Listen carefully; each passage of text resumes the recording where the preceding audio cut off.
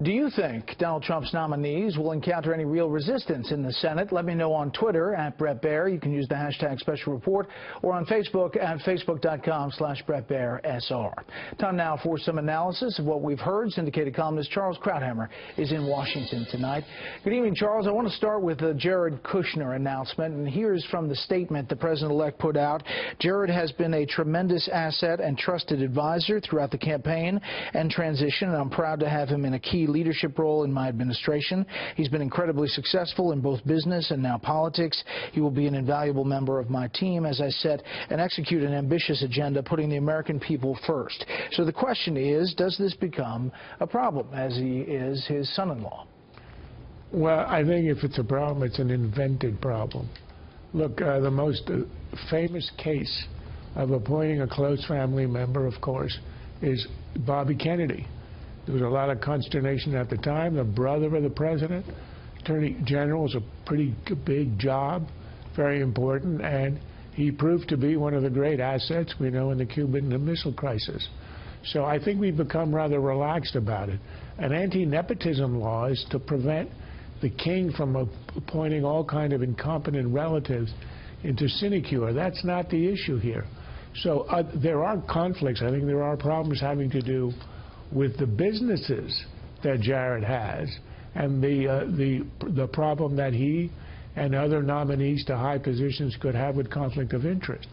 But as to nepotism, I don't think it applies. I think the law probably is on the side of Trump.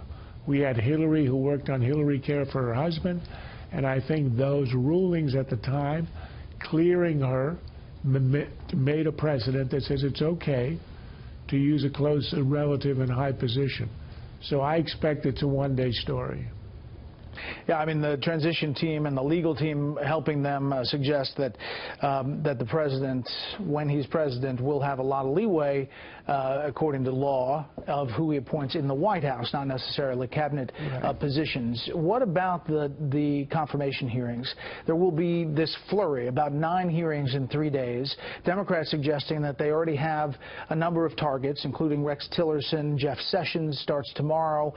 Your thoughts on how this is going to play out? Well, I think the strategy is a good one. It's flood the zone.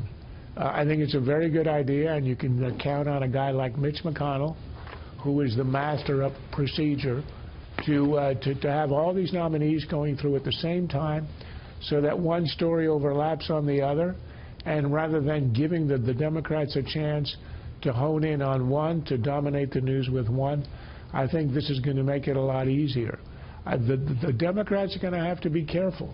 You know, one of the things that helped them lose the election was that they had insisted they were in charge and nothing got done in the Congress. And part of it was the result of obstructionism.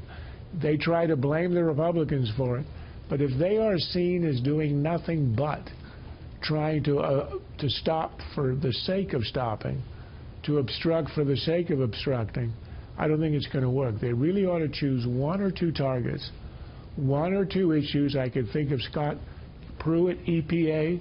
If you want to make an issue of the environment, there's a lot of popular support for the liberal position on that.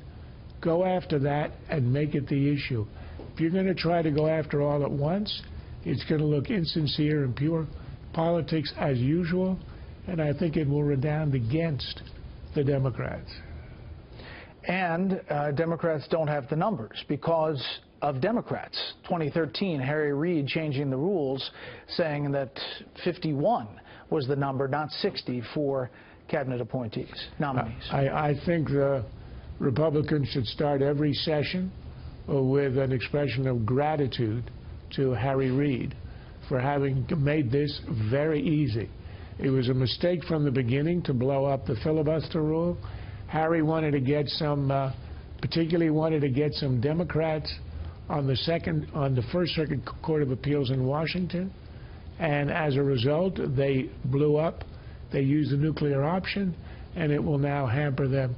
They will not be able to stop these nominees, and if they try to use the filibuster against the Supreme Court nominee, I could see the Democrats, the Republicans, McConnell going Harry Reid on them, and making it a straight up or down 51 vote.